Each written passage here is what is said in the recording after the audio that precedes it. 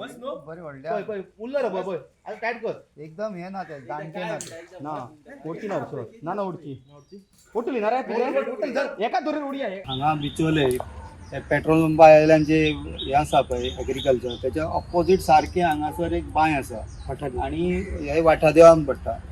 हे जी बांय आसा पळय तेजे कटडो सगळो खराब जाल्लो आसा आणि तेका लागून एक आयज रेडूक जे आहा म्हशीचे जे हे आसा वासरी ते भितून पडलेले आणि हे प्रॉपर्टी जी आसा त्या प्रॉपर्टीच्या हितून पळोवपाक गेल्यार हे केन्नाच्यान ती बांय आसा खबर ना, खूब ओल्ड बांय दिसता ती.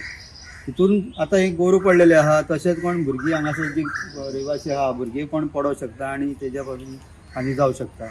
सो हांव हांगासर जी पंचायत आहा तांकां रिक्वेस्ट करता की ही कोणाची प्रॉपर्टी आहा ती सोदून काडची आणि ही बांय बेगींतल्या बेगीन ताका जाळी किंवा ती पुरून घेवची.